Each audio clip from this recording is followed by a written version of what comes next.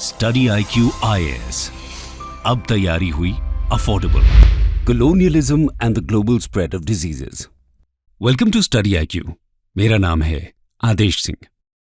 दोस्तों, हम आमतौर पर ध्यान देते हैं कि बीमारियां हमें व्यक्तिगत रूप से कैसे क्षति पहुंचाती हैं, लेकिन इन बीमारियों की भी अपनी एक कहानी होती है। रोग जन्म लेते हैं, बढ़ते हैं, कभी कभी वो समाप्त भी हो जाते हैं और कई बार तो महामारी का रूप ले लेते हैं। पिछले सालों में कोविड नामक ऐसी ही एक महामारी के साक्षी हम सभी रह चुके हैं। पर क्या इन घातक बीमारियों का सिलसिला अभी शुरू हुआ है? इस सवाल का स्पष्ट रूप से जवाब है नहीं। सदियों पहले भी ऐसी कई महामारियां आई हैं और विश्व स्तर पर लाखों लोगों को प्रभावित कर चुकी हैं। यूरोपियन कोलोनियलिज्म भी ऐसी ही बीमारियों का एक दौर रहा है, जो कि सिर्फ एक दौर ही नहीं बल्कि विश्व स्तर पर बीमारियों के फैलने का सबसे बड़ा स्रोत भी था। आइए समझते हैं कैसे कोलोनियलिज्म ने प्लेग, इन्फ्लुएंजा और HIV जैसी नई बीमारियों के विश्व प्रसार का नेतृत्व किया। Factors that led to the spread of diseases during colonialism. दोस्तों, कोलोनियलिज्म किसी अन्य देश पर पूर्ण या आंशिक रूप से राजनैतिक नियंत्रण प्राप्त करने के साथ साथ वहां के लोगों का सामाजिक और आर्थिक रूप से शोषण करने की एक नीति को कहते हैं। जब भी कोई देश कोलोनियलिज्म का शिकार हुआ है, अक्सर वहां नई बीमारियों की शुरुआत भी हुई, जो कभी कभी असाधारण रूप से स्थानीय महामारी का कारण बनती रही। इसी प्रकार यूरोपियन कोलोनियलिज्म भी दुनिया भर में कई बीमारियों के प्रसार का कारण बना। नई दुनिया, नए लोग, नए व्यापार मार्ग और नए पालतू जानवरों के साथ साथ नए पैथोजेंस यानी कि रोग जनकों का प्रवेश स्वदेशी भूमि पर होने लगा। कॉलोनाइज्ड देश में इकोलॉजिकल चेंज, नेचुरल डिजास्टर और गरीबी के साथ साथ ट्रेड, माइग्रेशन और वॉर ने निश्चित रूप से डिजीज एम्पलीफायर के रूप में कार्य किया। इसके साथ साथ कोलोनियल रूल का स्वदेशी भूमि और यहां के लोगों पर अत्याचार और वेल्थ एक्सट्रैक्शन की नीति ने यहां के लोगों का गरीबी और बीमारी के चक्रव्यूह से निकलना मुश्किल बना दिया। जानकारों का मानना है कि आज के समय में वैश्विक स्वास्थ्य की जो स्थिति है, उसकी जड़ें कहीं न कहीं कोलोनियलिज्म काल में ही निहित हैं। दोस्तों, आज की इस चर्चा में हम भारत और अफ्रीका की केस स्टडी के माध्यम से समझेंगे कि कैसे कोलोनियलिज्म विश्व स्तर पर डिजीजेस के फैलने का कारण बना। तो आइए समझते हैं इस प्रकरण को विस्तार से। Role of colonialism in spread of new world diseases. Case study India. वैश्विक स्तर पर फैलने वाली बीमारियों के क्रम में ब्यूबोनिक प्लेग नामक बीमारी ने सदियों तक दुनिया को तबाह किया। ये बीमारी रोडेंट्स में इन्फेक्टेड फ्लीज के काटने से या ह्यूमंस में इन्फेक्टेड रोडेंट्स के मृत शरीर के संपर्क में आने के कारण होती थी। माना जाता है कि 1850 के दशक में इसकी शुरुआत चाइना के यूनान शहर में हुई थी। नेवल ट्रेड रूट्स के माध्यम से शिप्स के साथ साथ इन्फेक्टेड रोडेंट्स हांगकांग पहुंचे, जो कि एक ब्रिटिश कॉलोनी हुआ करती थी। वहां से 1896 में इस इन्फेक्शन का प्रवेश ब्रिटिश इंडिया में हुआ। बॉम्बे विशेष रूप से ब्रिटिश इंडिया के सबसे महत्वपूर्ण पोर्ट और कमर्शियल सेंटर में से एक था, और इस बीमारी को नियंत्रित करने के लिए शुरुआती समय में ही पोर्ट्स और ट्रेड के लिए इस्तेमाल होने वाली शिप्स पर क्वारंटीन और सेफ्टी मेजर्स लगाने की जरूरत थी। लेकिन शुरुआत में ब्रिटिश अधिकारियों ने इसके प्रसार को रोकने के लिए बहुत कम कार्रवाई की। पोर्ट्स को फंक्शनल रखा ताकि ग्लोबल ट्रेड नेटवर्क को कोई हानि न पहुंचे। वो जानते थे कि इसका व्यापार पर गंभीर प्रभाव पड़ेगा, और इसी कारण से वो इस बीमारी की वजह से होने वाली समस्याओं को स्वीकार करने के लिए तैयार नहीं थे। देखते ही देखते ये बीमारी महामारी का रूप लेने लगी और बॉम्बे में हजारों लोगों की मृत्यु का कारण बन गई। इसे बॉम्बे प्लेग के नाम से जाना जाने लगा। कई लोग शहर से भागने पर मजबूर हुए, जिससे शहर की आबादी में भारी गिरावट आई। इसके बाद ये महामारी तेजी से कलकत्ता, कराची जैसे पोर्ट सिटीज और पुणे, पंजाब, हैदराबाद जैसे कई शहरों तक फैल गई। पर्यावरणीय कारकों की अनदेखी करते हुए ब्रिटिश अधिकारियों ने स्थानीय रीति रिवाजों और आदतों को इसका जिम्मेदार ठहराया।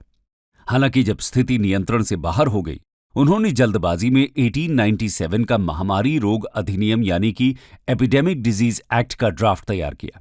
इस एक्ट में खतरनाक महामारी रोग के समय विशेष उपाय करने और नियमों को निर्धारित करने की शक्ति थी, और अभी भी ये एक्ट पूरे देश में लागू किया जाता है।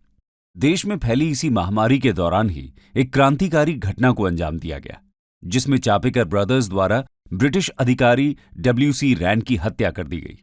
ये घटना थी पुणे की। चापेकर ब्रदर्स के नाम से प्रसिद्ध दामोदर हरि चापेकर, बालकृष्ण हरि चापेकर और वासुदेव हरि चापेकर और उनके मित्र महादेव राणा ने सभी पुणे के पास स्थित चिंचवाड़ गांव के थे। 1896 के अंत तक पुणे में प्लेग भयानक तरीके से फैल चुका था। इसके साथ ही फरवरी 1897 में सिर्फ प्लेग के कारण शहर में 657 लोगों की मृत्यु हुई थी। ब्रिटिश सरकार ने उसी साल एक विशेष प्लेग कमेटी का गठन किया ताकि इस खतरे से निपटा जा सके। इस कमेटी की अध्यक्षता इंडियन सिविल सर्विसेज के एक ब्रिटिश अधिकारी W.C. रैंड ने की थी। आयोग ने उपायों को लागू करने के काम के लिए डॉक्टर्स को नियुक्त करने के बजाय पुणे में 800 से अधिक अधिकारियों और सैनिकों को ड्यूटी पर लगा दिया। उपायों में घरों में जबरदस्ती घुसना, महिलाओं सहित दूसरे लोगों की जांच करना, उन्हें सेपरेट शेल्टर्स में ले जाने के साथ साथ जो भी प्लेग से प्रभावित हैं उसे जबरदस्ती पुणे छोड़ने या प्रवेश से रोकना शामिल था। लोगों को अपने परिवारों के अंतिम संस्कार करने की अनुमति तब तक नहीं दी जाती थी जब तक कि डेथ रजिस्टर नहीं हो जाती। रैंड कमीशन के नियमित उत्पीड़न ने चापेकर ब्रदर्स और उनके अन्य मित्रों को रैंड के खिलाफ कार्रवाई करने के लिए प्रेरित किया। 22 जून 1897 को इन भाइयों ने W.C. रैंड और उसके मिलिट्री एस्कॉर्ट लेफ्टिनेंट आयस्ट की हत्या कर दी। भारत में 1857 के विद्रोह के बाद मिलिटेंट नेशनलिज्म का ये पहला मामला था। बीमारी, तबाही, मौत, ब्रिटिश द्वारा उत्पीड़न और अपराध का ये दृश्य वास्तव में भयानक रहा होगा। कोलोनियल काल में महामारी विज्ञान के अध्ययन से पता चलता है कि 1896 से 1921 के बीच बाकी दुनिया में संयुक्त रूप से 3 मिलियन की तुलना में भारत में लगभग 10 मिलियन से अधिक लोगों ने प्लेग की वजह से अपनी जान गंवाई। इनमें से अधिकांश तब के पंजाब, नॉर्थ वेस्टर्न प्रोविंसेस और बॉम्बे के थे। दोस्तों, भारत में 1918 की इन्फ्लुएंजा महामारी के दौरान भी आश्चर्यजनक रूप से लगभग 15 से 17 मिलियन लोगों की मृत्यु हुई, जो कि बाकी सभी देशों में से सबसे अधिक थी। इसे आमतौर पर स्पेनिश फ्लू कहा जाता है। 1918 की महामारी की शुरुआत संभावित तौर पर अमेरिका के कैंसर से हुई थी और दुनिया भर में 50 से 100 मिलियन लोगों की मौत का कारण बनी। लेकिन कैसे ये वायरस अमेरिका से बॉम्बे तक पहुंच गया? दरअसल 1918 के शुरुआती महीनों के दौरान वायरस पूरे अमेरिकन मिडवेस्ट में तेजी से पनपने लगा और वर्ल्ड वॉर I के सैनिकों के साथ अटलांटिक महासागर से होते हुए ईस्ट की तरफ आगे बढ़ने लगा। धीरे धीरे ये यूरोप के वेस्टर्न फ्रंट की तरफ प्रवेश करने लगा और वहां मौजूद पहले से ही कमजोर और लो इम्यूनिटी वाले सैनिकों को अपनी चपेट में ले लिया। जैसे ही युद्ध अपने निष्कर्ष पर पहुंचा, ये वायरस दुनिया के लगभग हर कोने को संक्रमित कर चुका था। इसके इस रूप में फैलने का कारण था कमर्शियल शिपिंग रूट्स और military transports. First world war अपने अंतिम चरण में था, इसलिए बॉम्बे के पोर्ट्स आमतौर पर इंग्लैंड से सैनिकों और सामानों की आवाजाही में व्यस्त थे। 1918 के मध्य में भारतीय सैनिकों को लाने वाले कई जहाज बॉम्बे कोस्ट पर पहुंचे और देखते ही देखते ये शहर इस बीमारी का केंद्र बन गया और रेलवे लाइंस इसे देश के कोने कोने तक ले गई। नतीजतन 1918 के अंत तक बॉम्बे, मद्रास और कलकत्ता में मृत्यु दर अपने चरम पर थी। शिमला की पहाड़ियों से लेकर बिहार के अलग थलग गांवों तक देश का कोई भी हिस्सा अप्रभावित नहीं रहा। प्रकोप की गंभीरता के परिणाम स्वरूप 1911 से 1921 के दशक के दौरान भारत की जनसंख्या वृद्धि केवल 1.2% थी, जो कि ब्रिटिश राज के तहत सभी दशकों में सबसे कम थी। तबाही और मौत ने शहरों और ग्रामीण क्षेत्रों को व्याकुल कर दिया था। लेकिन इन्फ्लुएंजा ने सभी को समान रूप से प्रभावित नहीं किया था। देश में इस बीमारी का असमान प्रसार देखने को मिला। आखिर ऐसा क्यों?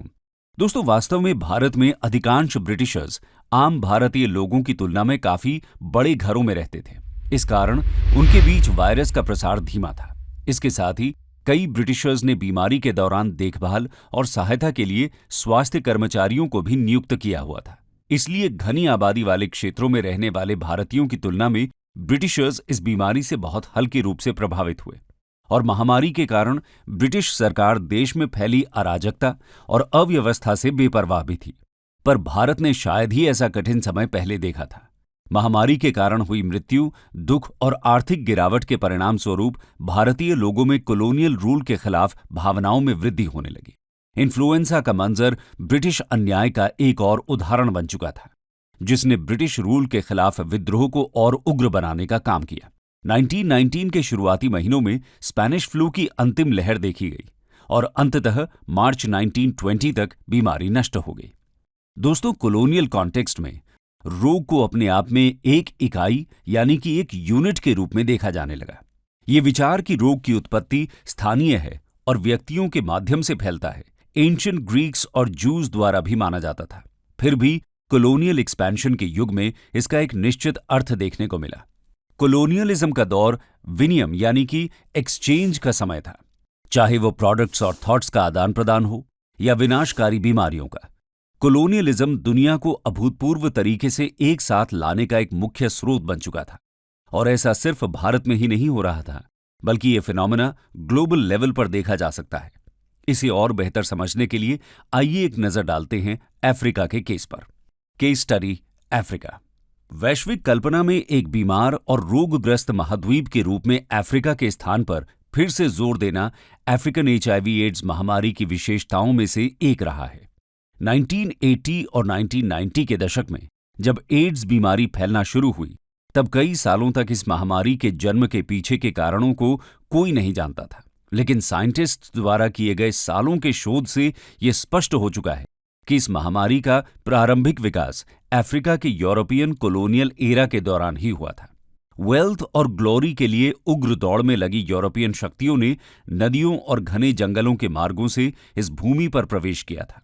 इस प्रवेश के कारण इन इलाकों ने बड़े पैमाने पर नए रोग और नई टेक्नोलॉजी का अतिक्रमण देखा, जहां तब भी प्राचीन तरीके से जीवन यापन करना प्रचलित हुआ करता था। अफ्रीका के कैमरून क्षेत्र से चिंपैंजीज से ह्यूमंस में ट्रांसमिट होते हुए HIV-1 ग्रुप M नामक वायरस का एक स्ट्रेन पहली बार प्रकट हुआ।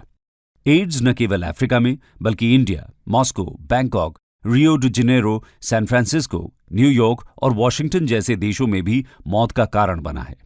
ये सब तब शुरू हुआ जब वेस्टर्न पावर्स ने एक अपरिचित भूमि पर अपनी इच्छा थोप दी, जो कि एड्स जैसी महामारी के आवश्यक तत्वों को मिलाने का कारण बन गया। अफ्रीकन कॉलोनियलिज्म के फलते फूलते व्यापार ने ही इसे शक्ति प्रदान की। Tinderbox how colonialism shaped the HIV AIDS epidemic नामक एक किताब कॉलोनियलिज्म के अत्याचारों को और अफ्रीका के घने जंगलों से निकलकर पूरे विश्व में फैले HIV के प्रकोप को जोड़ता है। 1800s के दौरान अफ्रीका के जंगलों में पाए जाने वाले रबर और एलिफेंट से मिलने वाली आइवरी की यूरोपियन मार्केट में बहुत डिमांड हुआ करती थी। इन जंगलों के बीच यूरोपियन कंपनीज को मुनाफे का सौदा दिखने लगा, लेकिन उनके इस मुनाफे में एकमात्र बाधा थी लेबर। बड़े पैमाने पर आइवरी और रबर लाने के लिए लेबर की जरूरत थी। जंगलों में जाकर इसे प्राप्त करना कोई आसान काम नहीं था। यूरोपियन कंपनीज अपने बॉन्डेड लेबर और स्लेवरी के लिए हमेशा से प्रसिद्ध रही हैं, और यहां भी उन्होंने यही किया, और बंदूक की नोक पर गुलामी के अनिवार्य रूप का सिलसिला शुरू हो गया। यह तरीका सिर्फ आइवरी और रबर कलेक्शन तक ही सीमित नहीं रहा, बल्कि ट्रेड रूट्स को सुगम बनाने के लिए जिन भी चीजों की आवश्यकता पड़ी, यूरोपियंस ने सारा काम अफ्रीकन स्लेव्स के द्वारा करवाया। समुद्र से लेकर जहां भी स्ट्रीम बोट्स नहीं पहुंच सकते थे, उन सभी स्थानों पर मजदूरी करने के लिए अफ्रीकन लोकल्स मजबूर थे। यूरोपियंस के माध्यम से और कैमरून के रास्ते इस महाद्वीप पर व्यापार के अलावा अगर कुछ और भी आई थी तो वो थीं जानलेवा बीमारियां। शोधकर्ताओं का मानना है कि HIV रूपी वायरस सदियों से चिंपैंजीज के समूहों को इन्फेक्ट करता रहा, और ऐसे ही किसी सामान्य दिन किसी शिकारी द्वारा साउथ ईस्ट कैमरून के जंगल में चिंपैंजीज का शिकार करते हुए ये इन्फेक्टेड वायरस किसी चोट के माध्यम से शिकारी के अंदर प्रवेश कर गया, जिसने बाद में जाकर HIV का रूप ले लिया। हालांकि इसका महामारी के रूप में फैलने से पहले ऐसा कई बार हुआ होगा। साइंटिस्ट्स और डॉक्टर्स का यह भी मानना है कि ये वायरस इन्फेक्टेड ह्यूमन विक्टिम्स के थ्रू उनके सेक्सुअल पार्टनर्स में ट्रांसमिट होते हुए धीरे धीरे पूरे पॉपुलेशन में स्प्रेड होने लगा। लेकिन व्यापक रूप से फैलने के लिए इस वायरस को एक घनी आबादी और एक ऐसा सेक्सुअल कल्चर वाला क्षेत्र चाहिए था जहां लोगों के एक से अधिक सेक्सुअल पार्टनर्स हुआ करते थे, और एक नेटवर्क के माध्यम से ये पूरी आबादी में फैल जाए। और ऐसा क्षेत्र इस वायरस को मिला डेमोक्रेटिक रिपब्लिक ऑफ कॉन्गो के किनसासा शहर में।